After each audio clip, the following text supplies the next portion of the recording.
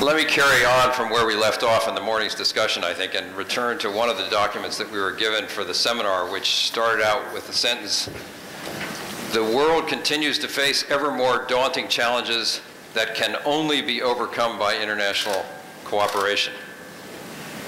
I think that's probably something most of us in this room would believe, but the truth is that the G20 has reached a critical point, as some of you yourselves have articulated both to me and I gather in some of the working groups. The common criticisms are that the G20 is just a talk shop, that it lacks a capacity to implement, that it did well in 2009 but hasn't done well since, that policy conflicts have swamped international cooperation. If you think about the debate that happened before London between the UK and the US on the one hand and the continental Europeans on the other about what constituted discretionary fiscal stimulus and whether, for example, employment compensation, which is an embedded social program in governments, whether the fact that those expenditures became larger in the recession didn't really count as fiscal expansion. It was, in my judgment, a futile debate, and especially if you look at the numbers, there were no particular differences between continental European countries and the Anglo-Saxon countries on these levels. But the fact is that there was a huge debate before the London summit. And in Toronto, there was a debate about whether fiscal consolidation and fiscal expansion were at odds with each other. And in Seoul, of course, we had the unfortunate circumstance of the Gwangju finance ministers meeting developing the term a currency war, which spilled over into the Seoul summit. And then in Cannes in November of last year, we had the Euro crisis literally, visibly swamping, tsunamiing the G20 summit as the Greek Prime Minister was being given instructions by Sarkozy and Angela Merkel, but also declaring the next day that he would hold a referendum, which basically threw markets and headlines off kilter. So there's a reasonable basis for saying, is this really working? I will try to provide some arguments of why it should work, but also that it is working. The first point I'd like to make is that the G20 is really trying to face what is, in fact, a triple crisis in the world. There is not only the obvious economic problem of a crisis in confidence in markets, but there's a notable and unfortunate across the world lack of trust in leadership. And there certainly is some lack of faith in international institutions because they were unable to prevent the crisis. The crisis in trust in leadership is serious because polling suggests in most countries that that public leaders, politicians and national leaders and parliaments are at an all-time low in terms of public trust. So the G20 is walking into a vacuum in terms of its relationships with the international institutions, the fact that it embodies political leaders itself, and facing a daunting economic challenge of having to address this triple crisis of confidence in markets, trust in leaders, and faith in institutions at the same time. So I think that the real name of the game in these summits is not only to come up with proposals for policy action that make sense and are convincing and credible, but also through that and through the way they manage the summits to give the public some sense that there are public leaders taking responsibility and charge of this particular set of challenges.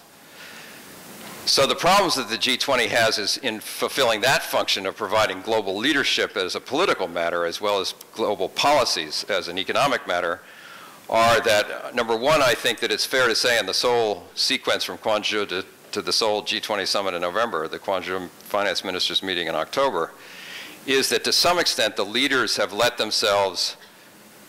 their agenda be determined excessively by the finance ministers. So in a certain sense, the finance ministers have just kicked upstairs their agenda to the leaders. And I think that has consequences, which I'll spell out in a minute. The other problem is that the leaders really are not communicating.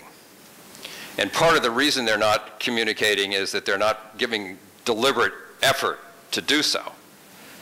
There are cases, we've tracked this through a project I have with CG and Brookings, where we at 6 summits have tracked by how leaders look to their publics through their national newspapers and capitals by having think tank experts in a dozen capitals write short briefs and observations and comments on how leaders, their national leaders did as seen through the national media in their capitals in 6 of the summits. So we have some track record. I mean, it's some 200 pages of commentary on how the G20 summits look from different G20 capitals. And in some cases, the national press is not even going to the summits. This was true in the South African case, for example. And so the reporting in South Africa in 2 of the summits, I think it was Pittsburgh and Toronto, were all done by wire services. So President Zuma never appears in the summits to the public of South Africa because there's no journalist from South Africa there to report back to the people what he actually did.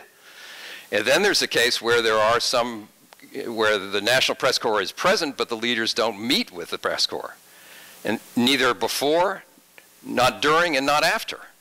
And so in essence, the press has got to poke around to figure out what sort of story to tell that has some particular meaning back in the capitals when the leader isn't really trying to tell a story back in the capital. The first problem was the fact that you can't have there's no storyline if there's no storyteller, but sometimes there's a storyteller but no storyline because the leader hasn't figured out what he wants to say back to his people about what he's doing at the G20 summit. So that's just a clear lack of prioritizing, not realizing, I think, that communications is absolutely critical to the success of the G20 summits and to the leader's own standing in his domestic community about what he's doing in the international global arena. So, and the other problem goes back to the first problem I mentioned about the ministers of finance agenda swamping the leaders level. I mean, imagine a leader trying to explain exchange rate misalignment to its public and what a current account target is. Those were the issues in Gwangju and in Seoul. And that particular set of issues, most people in most countries don't know what an exchange rate is. So if the leader is going to try to explain why the major thing that was accomplished or not accomplished at a given summit had to do with work on exchange rate alignments, it's a hard sell because there's nobody listening, and if those that are listening are not sure quite what the subject matter is. So the very technical nature of the discussion, I think, makes it difficult for even good leaders to explain what is actually going on. The third issue, I think, is that leaders are not, this came out very clearly in the discussion yesterday about green growth, is the leaders are not doing a good job of linking the long-run strategic issues to the short-run immediate urgent problems. And I think what we need to do is to realize that leaders need to articulate the fact that the long-run problems that the world faces are actually the problems of now. If there are 880 million people without water today, 2.6 billion people, almost half of the world's population, 40% of the world's population, without sanitation, 1.4 billion people without electricity. If you can think about 1.4 billion people suddenly being given electricity and nothing else, and think about what sort of effect that would have on their productivity, their capacity to generate jobs, their capacity to generate output, you realize the foregone opportunity of not investing and providing electricity to the 1.4 billion people who are without it today. So these problems are actually problems of now. They're not problems of the future. And most of these problems, much like the climate change problem, as Nick Stern has pointed out, will cost less if they're addressed today than if we let them fester and proceed into the future and are not dealt with until you get down the road. So I think there's a very definite need for leaders to realize that they're there not just to provide policy responses to the current immediate crisis, but to provide strategic leadership which provides a vision for how the world needs to come together in addressing the major global challenges that are out there that are sometimes long run but have immediate consequences now, because failure to act now will cost our societies more down the road. So the fourth issue is that I think, the 20th century summits of the G7 and G8 basically were leaders meeting in a small elite group in a much more confined and less complicated time, where essentially their agreement among themselves on international cooperation issues could be imposed on domestic political players, mainly their parliaments. And now we're in a situation which is very different in the 21st century, where the problems are more interconnected, more related, more complicated, and parliaments are more entrenched to protect narrower domestic interests, so that it's really domestic interests which are trumping international cooperation rather than international cooperation being able to trump domestic politics. So it's a very, very different situation. And on top of it all, as I indicated this morning, the public's angry. There are Occupy movements not just on Wall Street, but in other countries. The people, most of the public feels there's no one in charge, that we've left the public agenda to markets to sort out, that no one's minding the store, and no one's taking, as I said this morning, public responsibility for public outcomes. And this has allowed a situation to develop where we have a polarized, and results from, in fact, domestic polarization in politics and paralyzed parliaments, so that we're not getting action on not only on the global agenda, but we're not getting action on even some domestic agendas, such as the United States being able to deal with its fiscal deficit in a proper way. So some of the questions that have been asked of this panel in the documents are, what should be done for a more effective functioning of the G20? How can it gain legitimacy and national support? And will the G20 become a cornerstone and focal point for the world's global governance? And I think all those are very valid and good questions against this backdrop, where there are serious problems in how the public is perceiving the summits, as well as what the summits are actually doing. So I think the one way to think about this is, as I articulated a bit this morning, but is that the people are mostly concerned, the publics are mostly concerned with an environment in which there is a movement, a thrust towards economic growth with security and social inclusion. So the G20 agenda, as I said, with the framework for strong, sustainable, and balanced growth, with the Seoul Development Consensus, plus social inclusion, plus the FSB, the Financial Stability Board, and the IMF taking responsibility for financial stability, means that is basically the agenda. It's an ambitious agenda because it includes these social, financial, and economic aspects, but it's one that, in fact, has to take place, and indeed there is some progress towards it taking place. One of the things I found very interesting about Chung-Wong Lee's luncheon address was the fact that he spoke subtly, but I think clearly, about the fact that central banks need to take responsibility for financial stability. It may come to as news to many of you, but central banks, most central banks in the world, regard their mandates as narrow. And the primary mandate, and in some cases the exclusive mandate for central banks, is price stability. Price stability means inflation. The problem in the world today is not inflation. The problem in the world today, if anything, is deflation, is depression, is recession, and how to get recovery and growth from that position. And there's been a reluctance on the part of central banks to move from their narrow mandate of price stability to the broader mandate of financial stability, because many central banks have regarded Well, first of all, inflation, for many financial people, inflation is the big enemy. They're really not concerned about growth, and they believe, as I said this morning, that if you get financial stability, if you get price stability, if you get inflation wrung out of your system, growth will occur afterwards. So they can take a narrow mandate because they think the sequence is inevitable, and that price stability needs to come first. But what we've learned is that that's too conservative, too narrow a mandate. And furthermore, if nobody's taking charge of financial stability can throw the whole thing off the track. So somebody has to step forward to, quote, mind the store, to take charge. And clearly it's central banks and other regulatory agencies.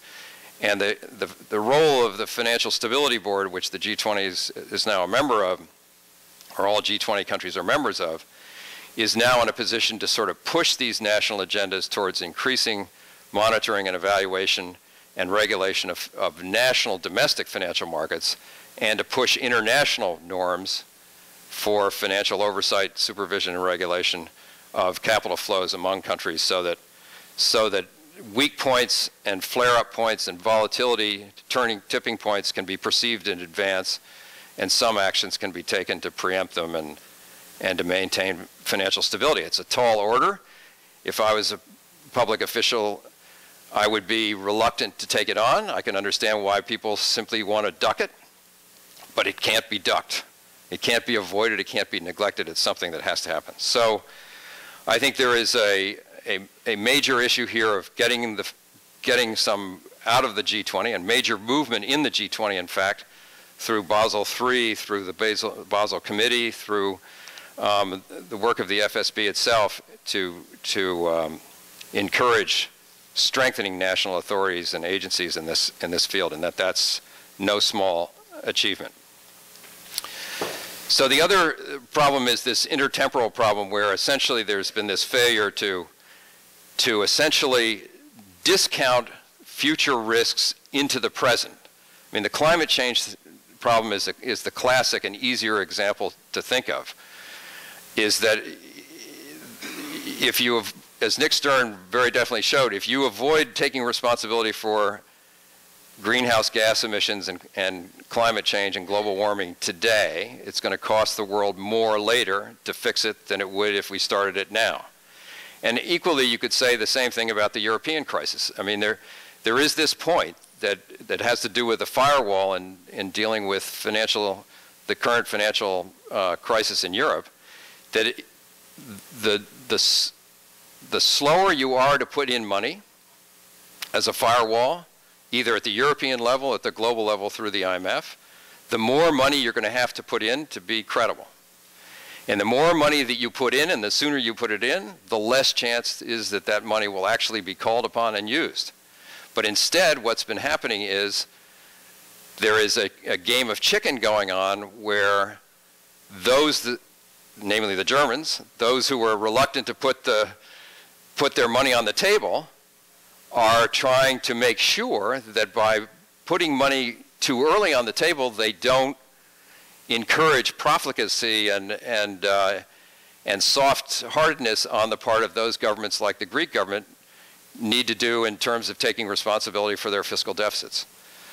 So that game of chicken means that you're playing against this trade-off that I said, between this intertemporal trade-off between acting now, acting sooner, acting with some money now so that you don't have to act with more money later, when you're more likely to jeopardize the risk that you're putting up. So there's a political failure on the part of leaders here to convince the publics and parliaments that future problems matter now. And we need to take responsibility now so that we don't have to take even larger responsibility down the road. And I think that the logic is clear. It's just not, if you're a politician and subject to lots of forces and conflicting things around you, the last thing you want to do is to take more responsibility for something you can put off. It looks like an advantage. If there's something you can put off, you want to do that. So there is a huge issue here of how leaders relate not just to their publics but to their parliaments, in explaining what must be done in order to achieve benefits for their people now and lower their costs for meeting problems in the future.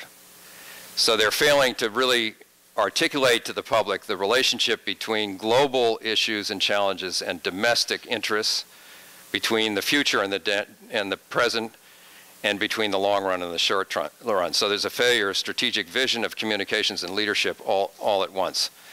And I guess from the exposure that I've had to how business schools teach marketing is that if I understand how marketing works in businesses, is the market guys go out there and figure out what the public wants.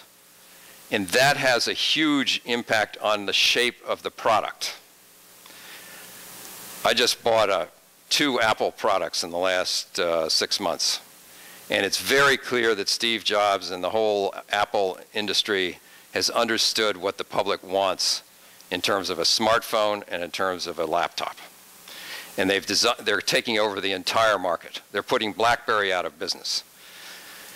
And it's just a case, what I'm getting at is, and I've recommended actually to some of the people who are directly involved in organizing summits, is that they hire marketing firms to go out and find out what the public is expecting from their leaders in the economic realm.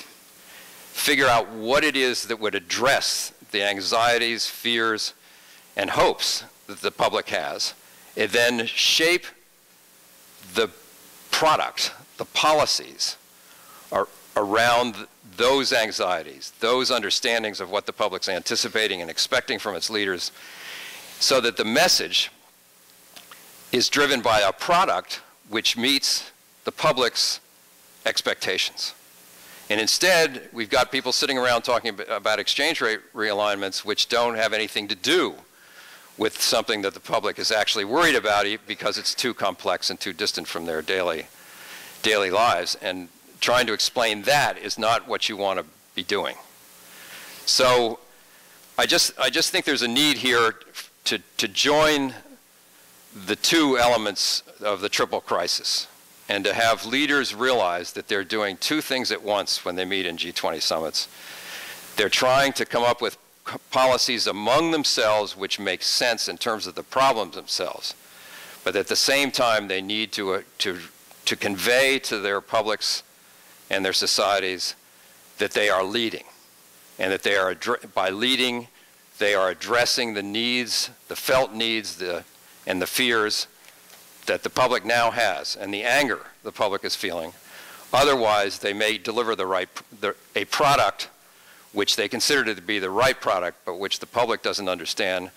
They may help resolve the economic piece of the crisis, but they will have failed to identify their leadership with it, and they won't have restored trust in leaders, which is at least as important as restoring confidence in markets. Thank you.